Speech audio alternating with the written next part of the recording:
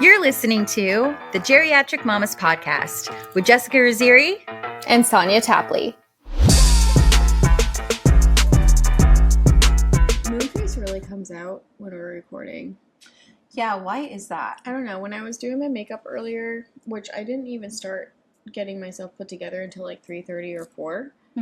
But I had no moon face in the mirror. Yeah, I don't think I have moon face in the mirror. I do my makeup. I think I look cute. It's a great situation. And then I look back on our recordings or like videos or photos. Shiny moon and it's faces. just like both of us are like big, round, glowing globes. Shiny moons. It's like I have to Two bobbleheads. It's like we should have doused ourselves in powder and contoured to the point of no return. Yeah, but I did contour. So could you imagine if I didn't? Luckily, I don't think I had, for the first time in the past 3 years, I don't think I had moon face at Annabelle's birthday party.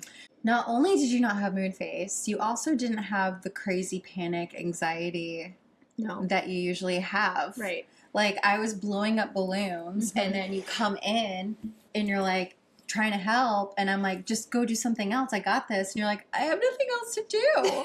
And we still had an hour before the party started. Yeah. And I'm like, what? Yeah. The kids are like, we're playing. good? They're out there, they're outside playing on the bouncy house like it's their job. And they're doing it to the point of exhaustion before the party even starts because we're there so early to get everything done. Yeah, we got there. The party started at what, 1? Yeah, it started at 1. And we got there at like 11. It was like 11 basically. Yeah. My goal was 10:30. I think we got there closer to 11.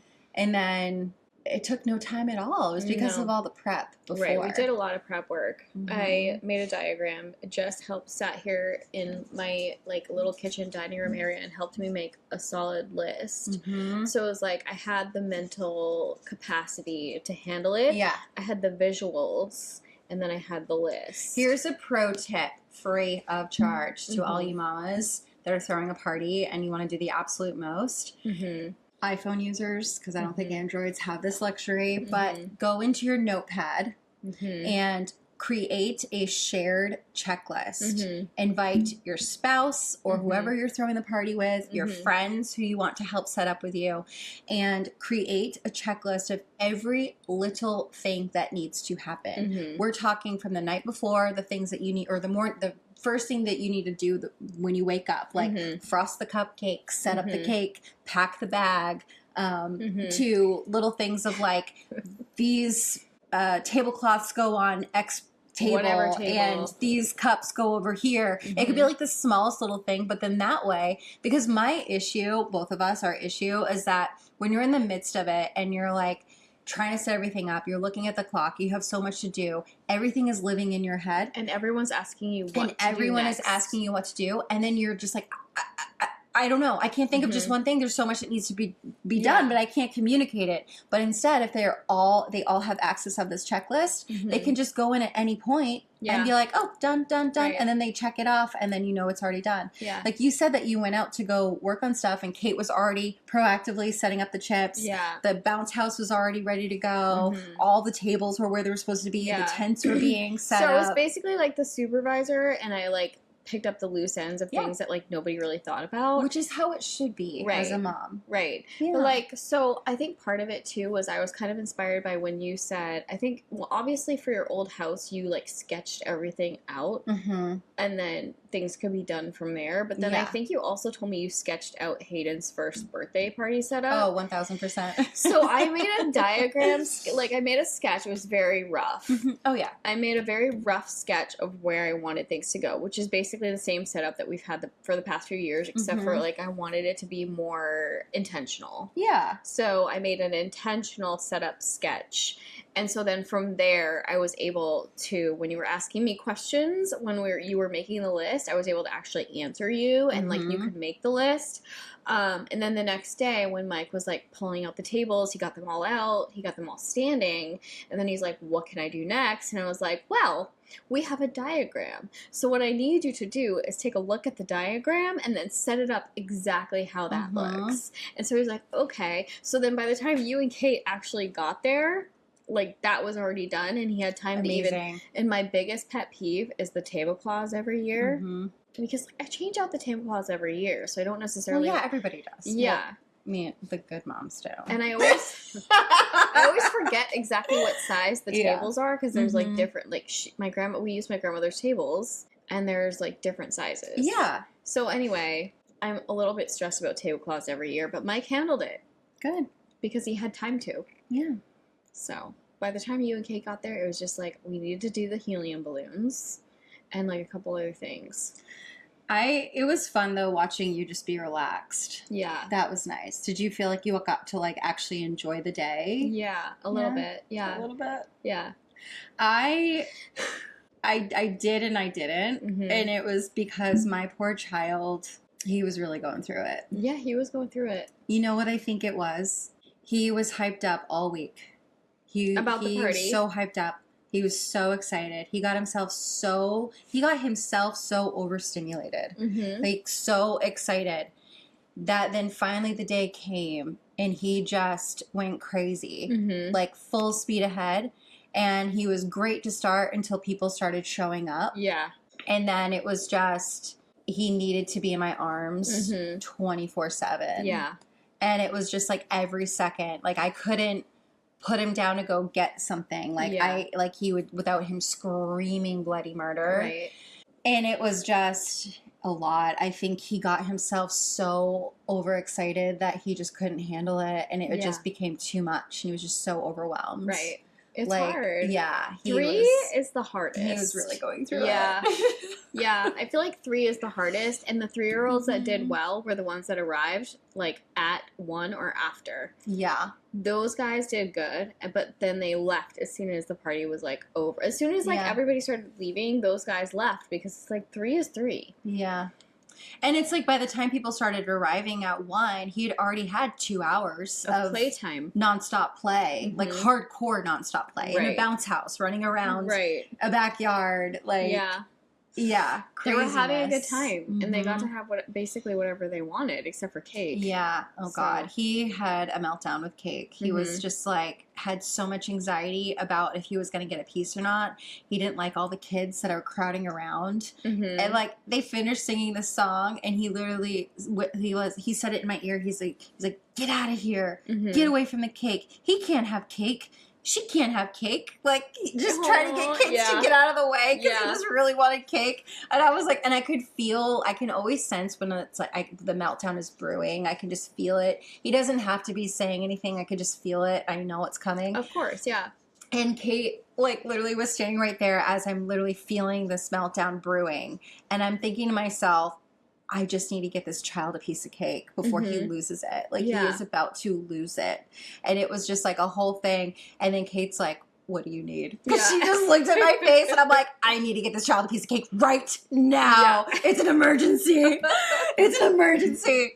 And so she came through and helped me out. But it's funny because she's like, for Cassie's birthday, I'm going to have an emergency cupcake for Hayden. Yeah, we're going to do that. I was like, if you could put a little sign that says Hayden's emergency cupcake, that would be great. That's hilarious. Oh my gosh, I love it. Yeah, speaking of cakes.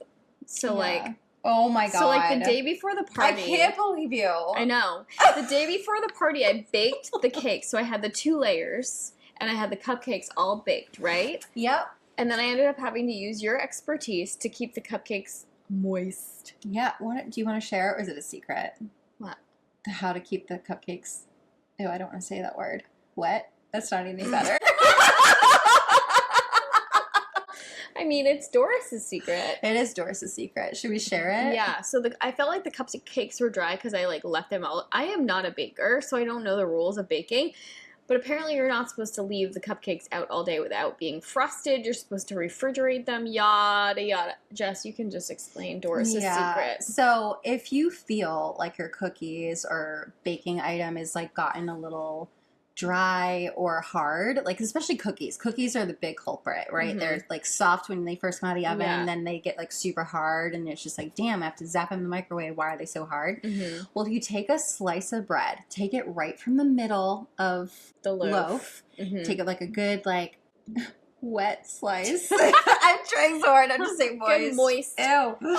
Anyway, a fresh slice from the middle of the loaf and put the whole slice in a Ziploc bag with, or Tupperware, whatever, with your baking item. Like, I've done it for banana bread before, cookies. It honestly works with anything. Yeah.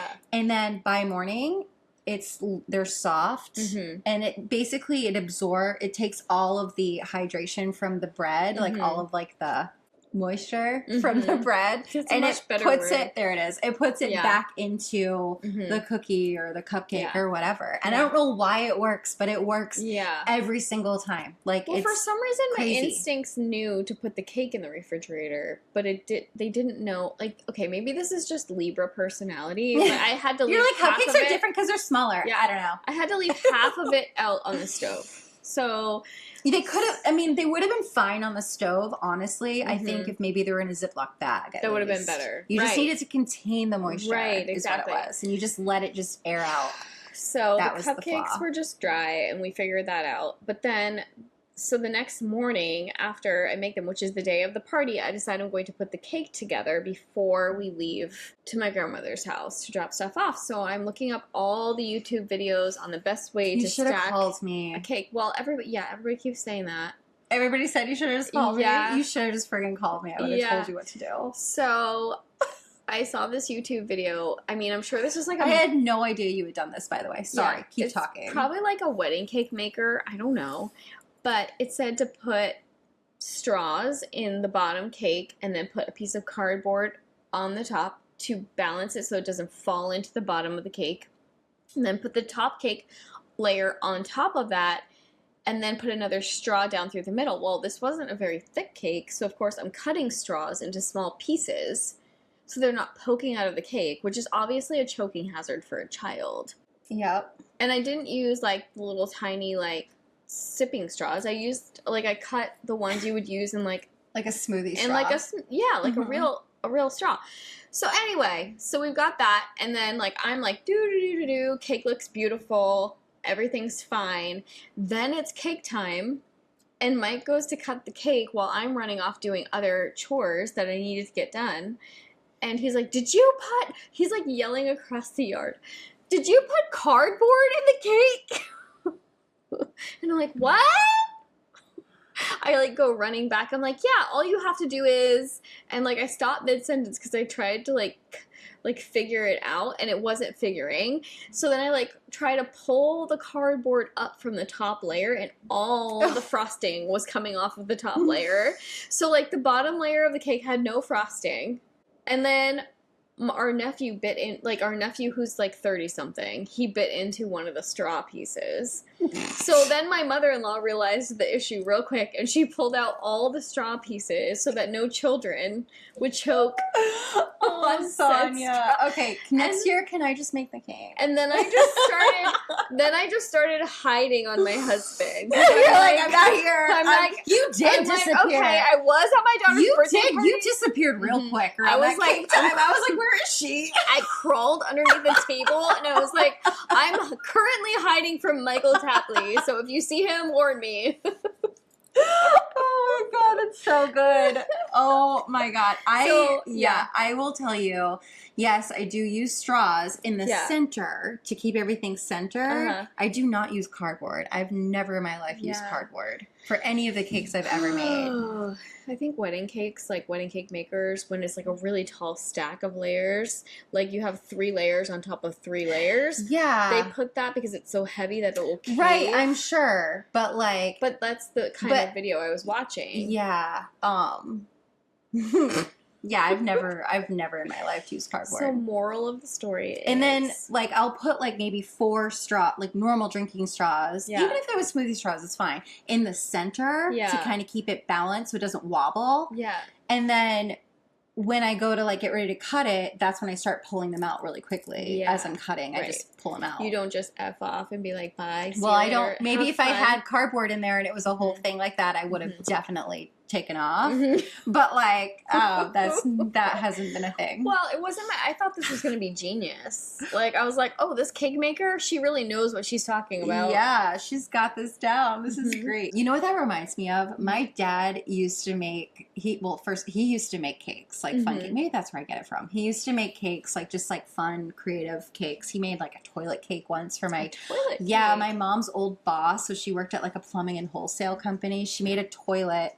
And it was her boss's birthday. He made a toilet, and then it had like yellow Jello inside of the toilet, and then there was like a Babe Ruth bar. It's a really nutty one. Yeah. And then on the back of the toilet lid, it said, "You're a good shit, Ralph." It was gross. But it was like supposed to be like a joke, like mess with you cake. And then what other cakes? He's made some other ones. But the one that reminded me of your cardboard situation is one year as a joke to my poor sweet Meme on her birthday.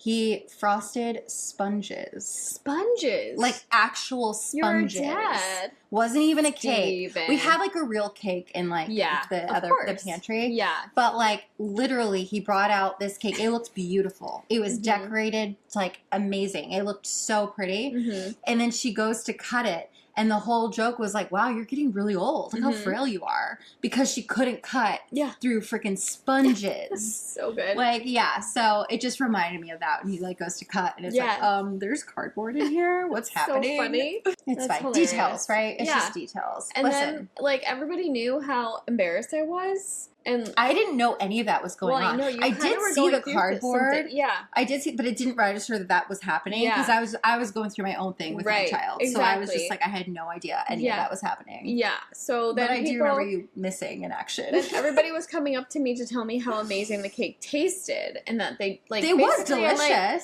yeah. So I'm like, oh well, thank you guys. Are you saying you're not mad at me? You're like, cool, thanks. Oh my God. So yeah, literally, I don't think I'm going to be allowed to make a cake next year. Well, it was delicious. So maybe you make it and then just have somebody else assemble it for you. That's probably a good idea because like I can't do it. It was delicious. And honestly, like everything else of all things, like that really wasn't, because everybody got cake. Everybody had, like there was not a shortage of food. Like it was fine. Yeah. I'm just laughing because I wasn't there for the ending. Yeah. But, oh my gosh. Well, first of all, we moved the party to Sunday because of the rain. Right. So we moved the party from Saturday to Sunday because of the rain. Because there was a 95% chance of rain on Saturday. Which Saturday afternoon was gorgeous. Right. Which is so annoying. And then when I looked, there was a 0% chance of rain on Sunday. So I texted everybody. I let them all know the situation. I was like, can we please move it to Sunday? And I was like, it's still only going to be around 60 degrees. So please wear layers. It's cold where we live. It's like 5 degrees colder in Pine Point or whatever. And so everybody was like, yeah, well, we can make it. We can make it. It's started pouring at basically 1:30. It was raining sideways. Yeah. First we feel a couple drops and we're like, what is happening? It was like 1% chance like earlier. What's going on? It literally skyrocketed from like 0% chance up to 70% chance in the course of like 20 minutes. And luckily the neighbor had popped up tents on top of like all 3 of the tables that had food and presents. So we had tents. Yes. And then end of the party, it was like all the parents were troopers because their kids were having such a good time. So nobody really left because of the rain. Some people left early during present opening if their present was already opened because their kids were, a little cold. But it wasn't like they missed. But it wasn't like they missed any of the party. Yeah. So then we're cleaning up, and I'm under one of the tents, and I had just felt the ice cold water from one of the coolers and condensed the cooler, so my hand was pretty cold. I still had the thought of how cold the water was, and all of a sudden, this huge, like, bucket worth of water dumped on my head, and it was ice cold. It was ice cold. It was like the cold temperature of the cooler I had just cleaned out. And it was from the tent. The tent, like, a tiny, maybe little gust of wind came, and it just knocked this big pile of water straight on top of my head. And it was like that Gatorade moment at the end of a big game. And I was like, could you imagine if that's what somebody did to you? Like, great party, Sonia! And, like, everybody saw it happen and came running at me, and they were, like, trying to, like, dry me off. And then my brother went running for a towel, and it was just so funny. And I, thank goodness, I had, like, 3 changes of clothes with me that day. Oh, my God. Yeah. And thankfully, it didn't happen to anyone but me. Yeah, I missed that. Mm-hmm. I wish I didn't. I know. It sounded... I know, but can you imagine if it happened to one of the guests? Oh, yeah, that would have been terrible. That would After have been they terrible. stood there and, like, sucked it up throughout the whole rainstorm, and then they just got poured on by our tent. Mm-hmm.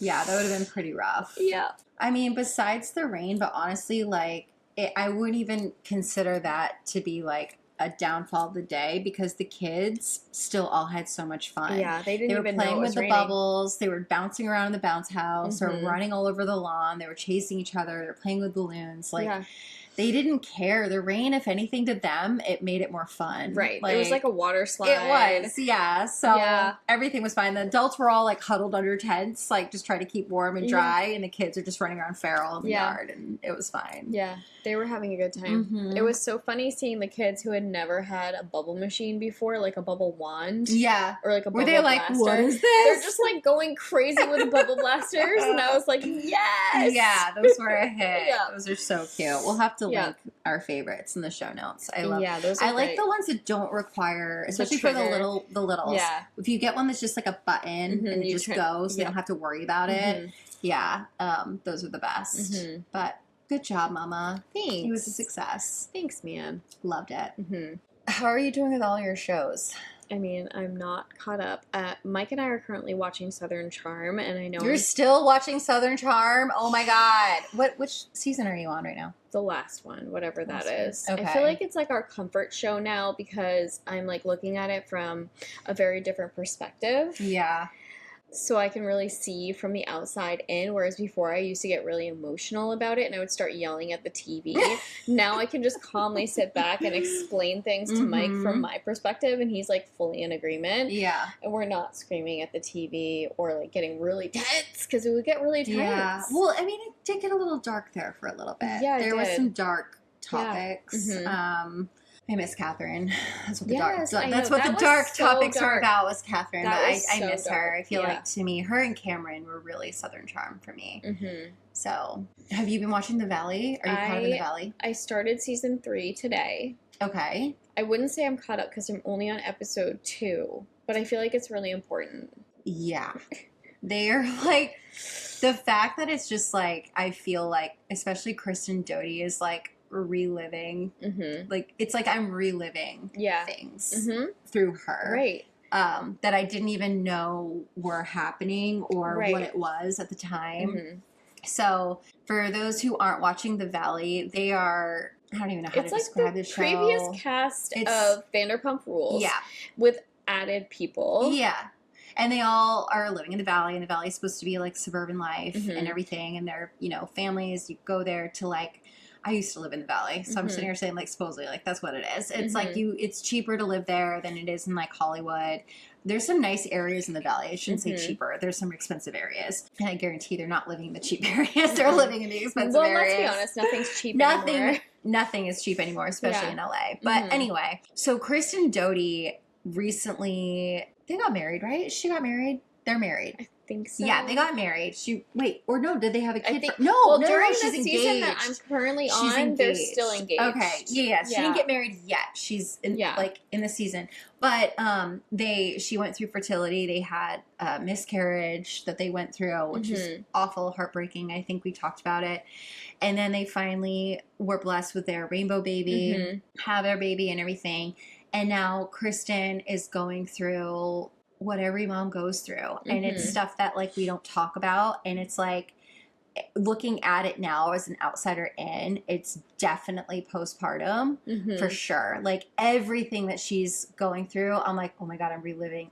all of that. Like just looking at her makes my boobs hurt. I'm like, oh God. Yeah. Like she's just not wanting to leave the house because she hates how she looks and she hates her body that she doesn't recognize anymore. She's dealing with her husband who is wondering why she doesn't want to be intimate, and she just has no desire. She is having separation anxiety from her child, baby. doesn't want to be away from her child.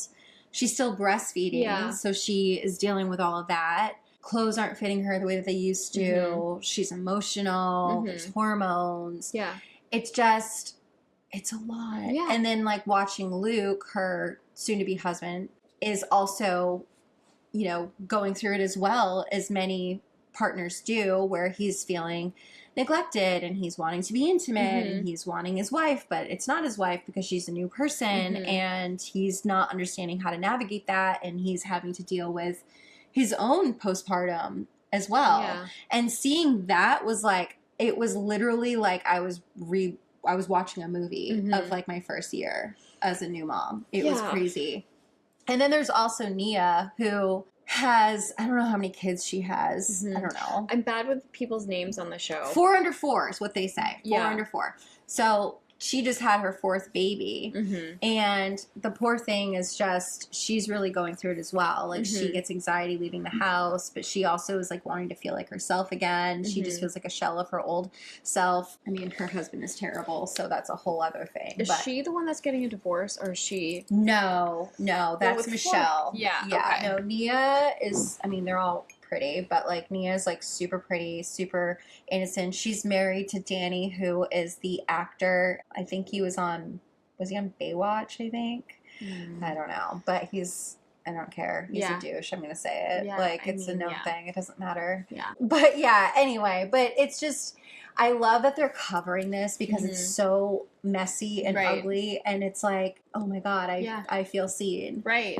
Like, I truly feel It's seen. called reality TV for a reason. Yeah, I but guess. you don't always see that. You don't. Though. This is you know real. what I mean? Yeah, this is truly real. Yeah. And no, I really appreciate. I mean, Kristen was literally sitting there crying during this conversation where her husband is like, "Okay, we need to have a night, like a date night, where it's just us." And she was putting it into, and I'm going to validate it. She's putting it into her own mommy perspective, that she's 2 days after her 4th trimester and he wants her to let a friend watch the baby so that they can have sex. Yeah. Whereas he's trying, like, yes, that's the exact reason, but he's trying to spin it like, we need a night to ourselves. We need a night to blah, blah, blah. But she knows deep down he just wants to have sex. And so she would basically be letting her friend watch the baby, who she worked so hard to have, is still very much postpartum from having, just so they can have sex. And she's like, no, that's not sexy to me. Yeah. That doesn't feel right to me. It doesn't feel hot. Like, I want it to feel right, and I want it to feel sexy. And this doesn't feel that way to me. Yeah. And I feel like that's so valid. It's so valid. It is valid, and I definitely felt that. Like, the no sex drive, you don't want to be touched. Like, for me, it was like, I was nursing. I have this baby sucking on me, like, all day, every other hour. I'm constantly, like, cradling and holding, you know, the baby and all these things, which, like, I embraced. I loved, you know. But when I'm not holding the baby because the baby's sleeping, I don't want to be touched. Right. I just need a minute. Like, I just need my body to be my body for a second and, like, just not be touched is how I felt. Yeah. So when she was saying all of that, I was like, yes, like, Right. I'm not alone. Yes, this is how it feels. Yeah. And it's just like, it's like, just because, like, the doctor is like at 6 weeks, like, clears you. Okay, cool, you're good. Yeah, it doesn't always Listen, work that it way. might take 6 weeks to heal a bone, but it takes more than 6 weeks to bounce back after like 9 months of pregnancy and then birth. You're literally turning into a whole new person. Yeah. It's insane to think, like, I don't think I felt like I was fully recovered at 4 weeks. So then, like, you think that's less than 2 weeks away from that 6 week mark. And that's just, it's not okay. No, it's not enough. And every woman is different. Some women could bounce back after 3 weeks and be totally fine and be like, yeah, let's, you know, go. I want whatever, Irish twins. Like, let's have another baby. Right. And then others are like, much slower, and it probably depends on the way you had your baby, or, like, obviously it depends on the way your body heals. It's just, everybody's different. Everybody's different. America just, like, has, like, a really ridiculous idea of what maternity leave is. Like, it's the only country that does not really understand maternity leave and what it is. They look at maternity leave as, okay, you need 6 weeks to heal. They're not, it's not just healing. It's not healing. You don't need 6 weeks to heal. You need a year to transition and transform into this new person that you are. Yeah. Because I don't know about you, but I am not the same person that I was before having Hayden. It's a whole new identity. A whole new identity. You have a new body, a new mindset. Your reactions to things are different. The things that are important to you are different. Everything is just so different. Yeah. So it's like you have a new identity, but you also have, so like, I wasn't able to fully breastfeed. Like, we tried and tried and tried, and it wasn't going to work out because the lactation specialist actually discovered that I have very few lactation ducts or milk ducts. And so we weren't actually successful, even though we continued to try. We just thought, you know, the milk's going to come in, it's going to come in, and blah, blah, blah. So once we were done trying, that was an emotional roller coaster on its own. And then your hormones start to change once you stop trying to breastfeed and your body's not trying to produce milk anymore. And some people go through that around the time that I did, which was like maybe 5 weeks. And then other people who are successful at breastfeeding can breastfeed up to however long they want to, basically. So their hormones don't go through that big major change that happens after breastfeeding until they're done breastfeeding. So they're basically a bag of hormones until they're done with breastfeeding. And, you know, for some people that works out great.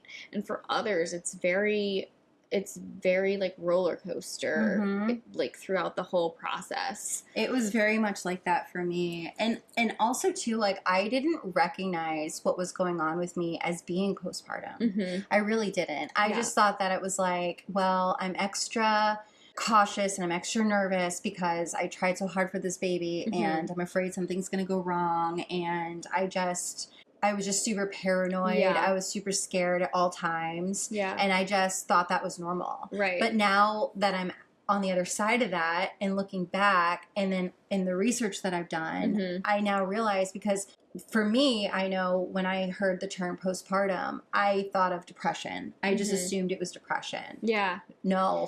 Right. It can manifest in so many ways. And for me, it manifested in anxiety. I had postpartum anxiety so bad. Yeah. Insomnia, intrusive thoughts, constant paranoia. I constantly thought something was going to happen. I literally could not either put my baby down, or in the middle of the night, I wasn't sleeping. I was light sleeping. I was up with every single little noise, randomly checking the Owl app to check his heart rate and his breathing to make sure that he was getting enough oxygen and his heart was beating correctly and there was no concerns. I would randomly like put my arm out to like feel his like little body, make sure I could feel his belly going up and down. Like, I remember trying to, you know, have a conversation with my husband, and I'm looking over his shoulder at like the bassinet to see the child. So I'm not even engaged in a conversation because I'm so paranoid that did the bassinet flip over? Like, we didn't see, did he randomly start choking on his blanket and I didn't realize because it was quiet? Like, I just had like the worst thoughts at all times. And I didn't realize that that was actually postpartum. Yeah. No, I mean, the intrusive thoughts, I didn't realize that they were that intense and all, you know. It was all the time. It was constant. Right. And it was like so bad that like the thought of leaving him anywhere, I would just cry. Like the thought of like me having to go do a work happy hour and I would have to go because it was work. It was awful. Like I literally would cry and I'd be monitoring my phone. I would like, I always keep my phone on silent, but I would literally like have my phone in a full blast, vibrate loud as fuck, because I'm like, what? And then I would be like checking in every 10 seconds. I was hovering. I was helicoptering and I couldn't help it. Like, and again, like I was just like, this is what any normal mother does. Like, and maybe it is, maybe that's all part of it. I know I was reading one thing that was saying that like, maybe it's not necessarily postpartum. Maybe it's society's skewed expectations of what a mother should do during that recovery period. or how a mother should be acting when she first has her child. So like maybe it's actually not postpartum. Maybe it's just society's unrealistic expectations of how quickly we're supposed to bounce back and be fine and think everything's great and act like our normal selves. Yeah, because in like when humans first became humans, it wasn't like the moms left the babies. Like we literally wore our babies. Yeah. They were on us at all times, and we didn't, like, it wasn't a thing to separate. And that's just our mommy instincts. Yeah. Because humans are, in fact, animals. So, like, technically, it's, you know, until the child is old enough to be fully okay away from us, it's natural for us to feel that way.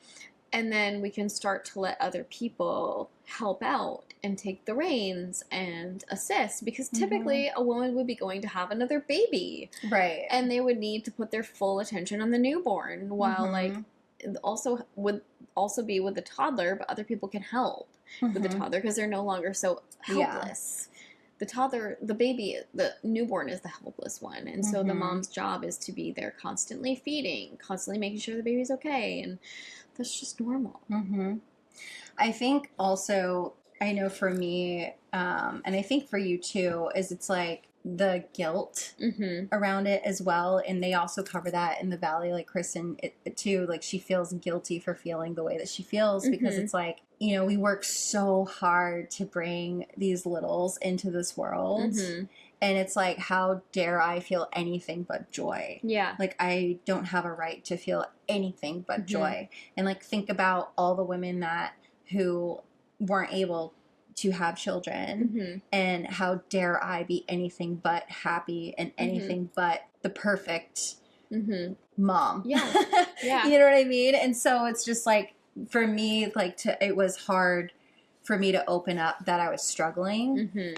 I didn't know how to communicate. I also didn't even know that I was struggling. Right. That's part of it. I didn't know I was struggling. And somebody told me, because I was also thinking that it was going to be like, oh, in about 6 months or so, my hormones will just stabilize and I'll feel great. Yeah. Well, no, because I was breastfeeding. And it takes about 6 months to a year when you're done breastfeeding for your hormones to even begin to think about getting better. So I breastfed until about 6 months. I mean, I pumped towards the end of it, but I was still doing that for up to the 6 month mark, basically.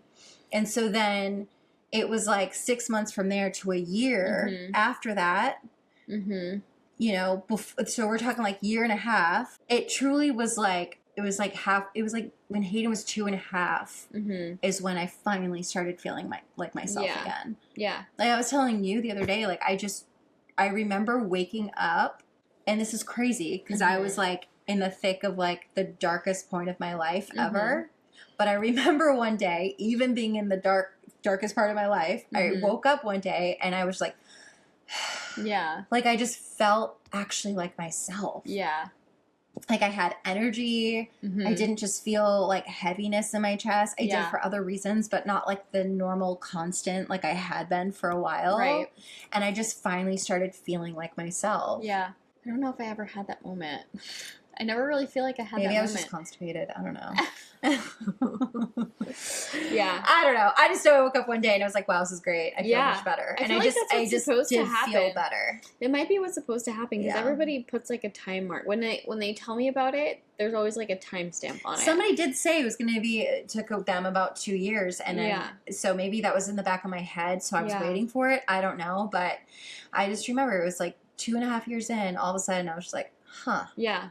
Okay, I actually feel better. Right. And I didn't realize, and that's when I started seeing things a little bit more clearly, and I didn't realize how bad I had been feeling for a long time. Yeah. Yeah. I don't think I knew I was going through it either, but I definitely had some anxiety because I had the intrusive thoughts. I didn't have them constantly. I had them sporadically, and it would stop me, and I would just start either sobbing or just panicking, just straight up panicking that whatever it was that I saw, what was like could actually your worst happen. Intrusive thought. Oh my gosh, I don't know, because I don't even remember because it was like so long ago, and I think my mind blocks things out that are too terrifying. My constant would be stupid things like I'm holding Hayden going up the stairs and like I drop him. Yeah. or like I'm walking around the corner and I bash his head off the wall. Yeah. Like, what the fuck? I'm honestly not necessarily sure my intrusive thoughts are not that I bashed gone. it, like I hit it on accident. It was always, you know what I mean? Like, hold on, let me clarify here. Yeah. No, it would be something like that. It would be like a tragic accident that happened that like either killed her or severely injured her. Yeah. And I still have the intrusive thought that she's going to get so excited about something she sees that she's going to run straight into the road in front of the car.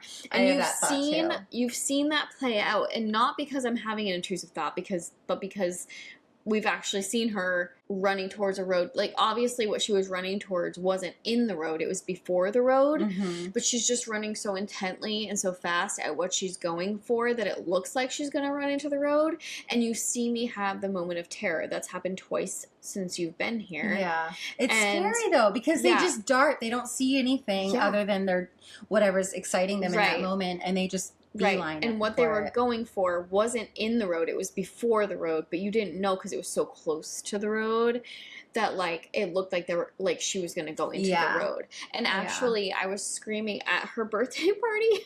At her birthday party, it was towards the end, and one of the families was getting ready to leave, and 2 kids were running up my grandmother's driveway towards the road, and both of these kids, I guess, are, like, perfectly capable of understanding that they shouldn't be running at the road, but I started screaming at them, and I'm like, no, stop! And then I, like, turned around, and their mom goes, it's okay, they know they're not gonna go in the road, and I was like, oh, okay.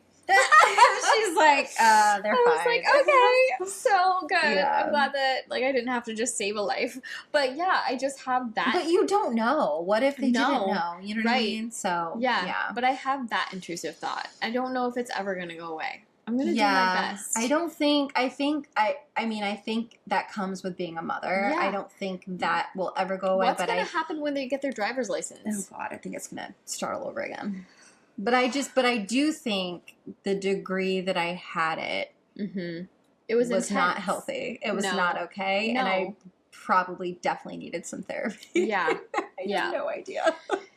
Yeah. I didn't know you had it that intense. I kept a lot of it in because it was I was having such ugly thoughts that like I was embarrassed to even like talk about them. Yeah. Like I also didn't even want to put any of it into the universe. Right. I didn't even want it to live anywhere outside of my brain. Yeah, that's another I just kept it in. That's another fear. And I was like, nope, we're just not going to put that out there. We're not going to talk about it. We're just going to get rid of it. I'm going to swallow it and spit it out, and it's going to go away. Yeah. Sometimes you could see it in me, like a physical reaction, and Mike would be like, what's wrong? And I'd be like, nothing. Yeah.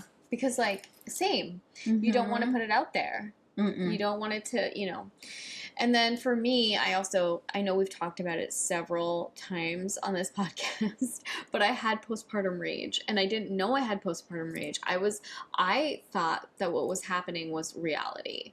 Like, people would leave me out or, not reply in a timely manner or whatever. And I would take that as like a personal insult, like they weren't inviting us to something when technically like a text message just forgot, like they had typed it and then never hit send or like whatever. But before they could hit send, I had already written them an entire book. The rage text. Including swears. Like, it's still like, I've ruined several relationships over it, and I don't necessarily know like there's ever like a full explanation of that level of rage that I had, because it was like, I think the explanation is postpartum. I mean, it was purely hormonal, but I had no control over myself. I had zero control.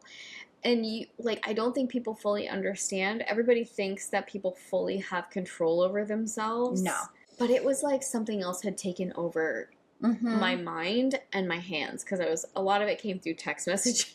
Yeah. Which is even better. I was reading also, this was really like fascinating to me, that because I always thought postpartum happens right after you have a baby, like maybe like a few weeks in. Yeah, it's not. No, it can literally show up anytime within from the moment the baby's born up to 24 months. Mine was 4 months. It could literally, you could be a year in and then suddenly start showing symptoms of postpartum. Yeah.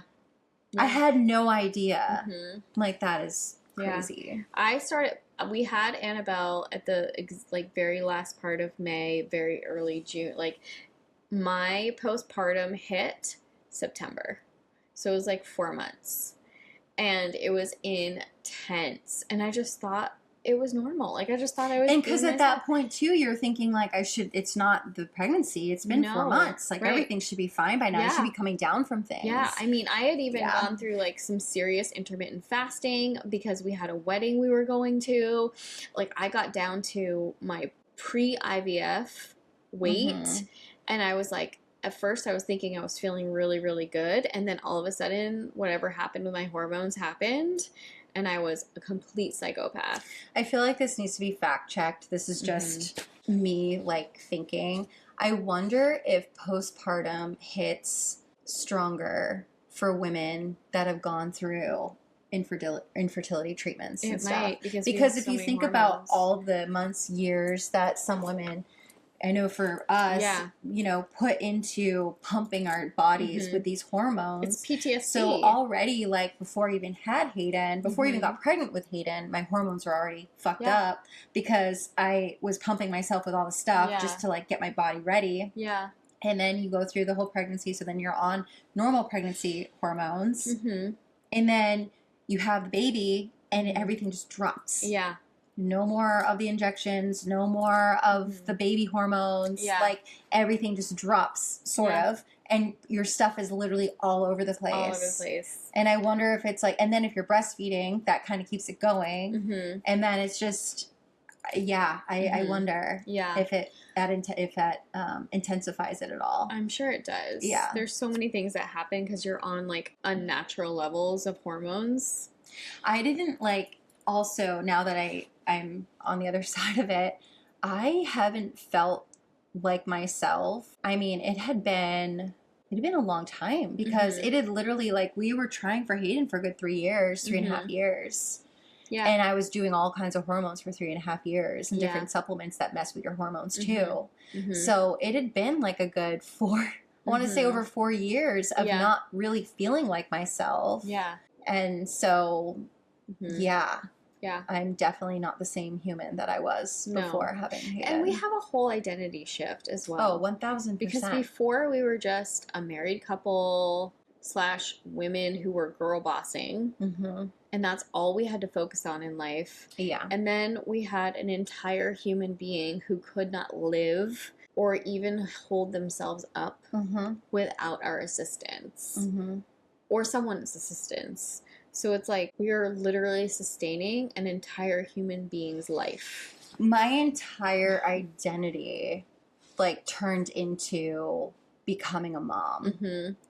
Literally, for, like, the past, like, 5 years, basically, we'll say, was, like, was trying to become a mom, and then becoming a mom, and then, like, now I'm a mom, and now it's, like, I'm just literally relearning who WTF I am. Who is Jessica? Like, who the fuck I am. Yeah. And I think that's also too when, like, women have these babies and they're also going through that shift of not recognizing themselves, not feeling like themselves. They're happy to have this baby, but then when they're being told to go back into society and social gatherings and stuff, they're, like, so uncomfortable because how do I just jump back into how was your day? Right. Like, you know, casual conversation. It's like, did you know I just had a human come out of my body? Right. Did you know that I'm, like, I brought this life into this world? Did you know that all that just happened? Like, I thought it was just a giant parasite, and it turns out it's a human being. Here it is. Yeah. But, yeah, my day was great. Right. How was yours? Right. Oh, my gosh. I remember when I was working for the company I was working for, and, I mean, all of this, Annabelle's birth and everything happened right during COVID. Like, we were just ending with all of the, like, shutdowns and everything due to COVID.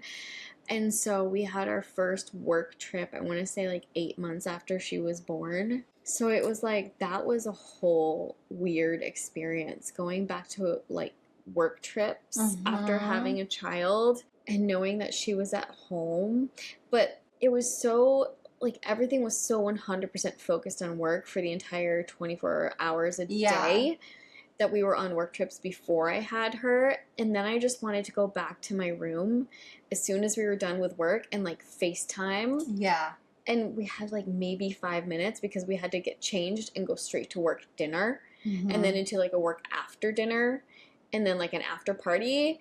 And it was just like we were out from, I would say 7:30 in the morning, we were starting breakfast and coffee. And then after 10 p.m. we were back in our hotel rooms if we wanted to be. And it's like, it was just insane. Yeah. And I was like, is this really my life? Yeah. Is this really happening? And I think I had 3 work trips while I was still, like, while I had Annabelle before I left. How old was she at that time? She was about 8 to 9 months. Oh, God. Isn't that crazy? Mm-hmm.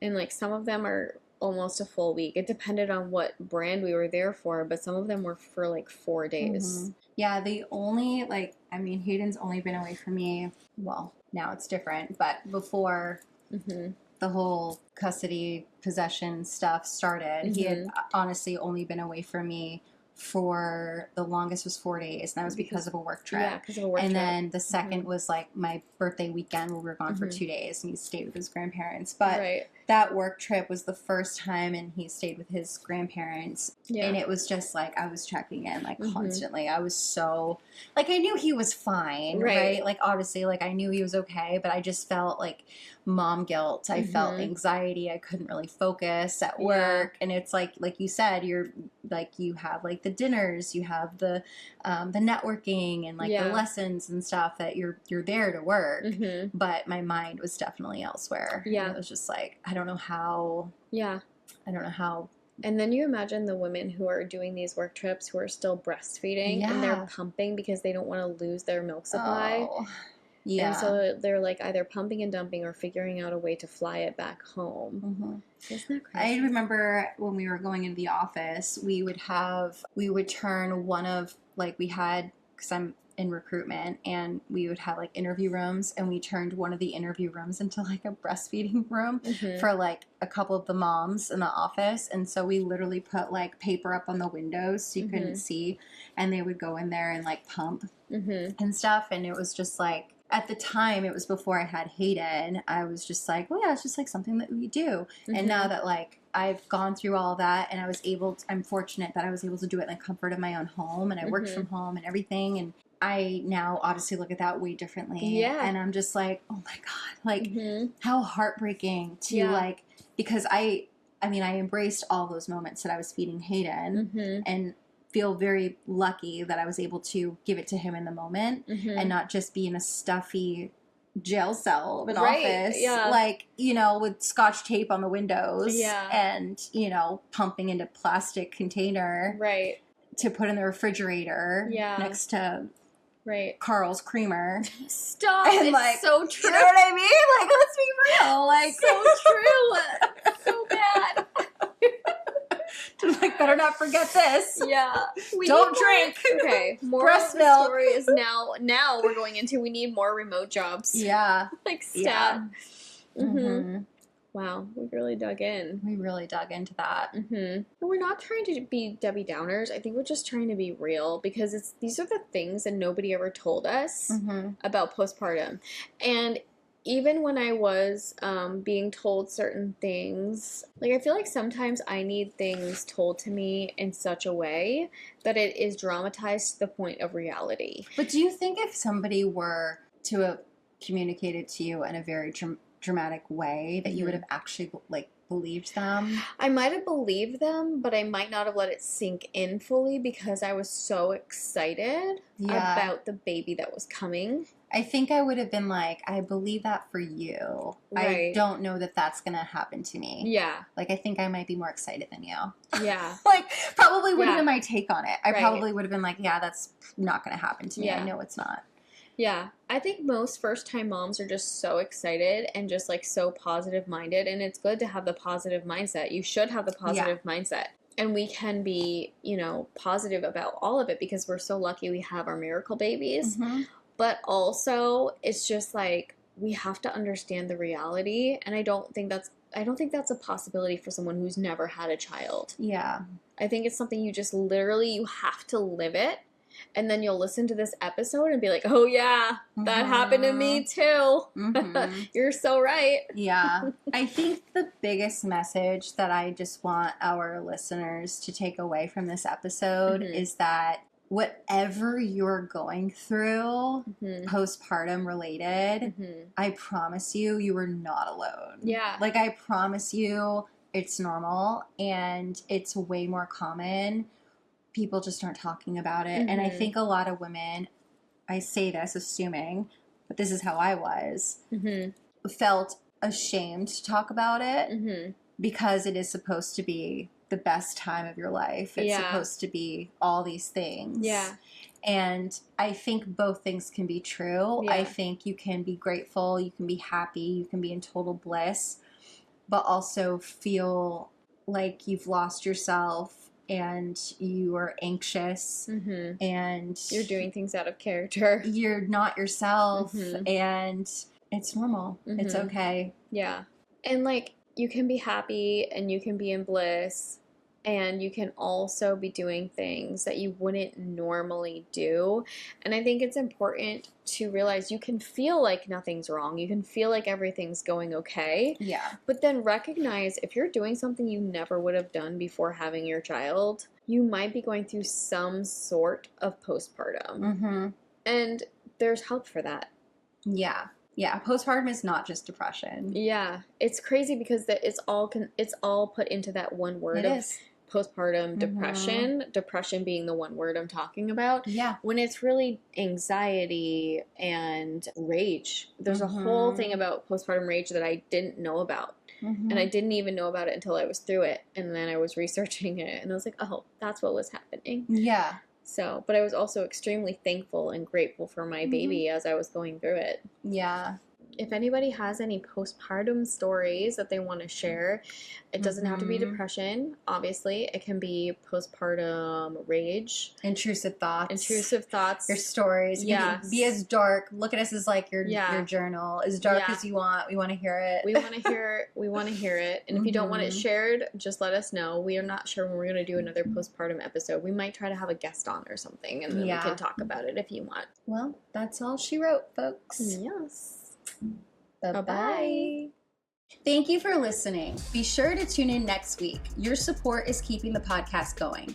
You can help by following, subscribing, rating, reviewing, and especially by telling a friend to listen anywhere or watch on YouTube. For more info, you can check out our website at geriatricmamas.com. You can also follow us on Instagram and TikTok at geriatric_mamas, on YouTube at Geriatric Mamas, X at Geriatric Mamas, and follow our group page on Facebook, Geriatric Mamas. If you have a topic idea you'd like us to discuss, are interested in being a guest, or simply have a funny geriatric story to tell, you can go to geriatricmamas.com and hit be a guest or send us your story.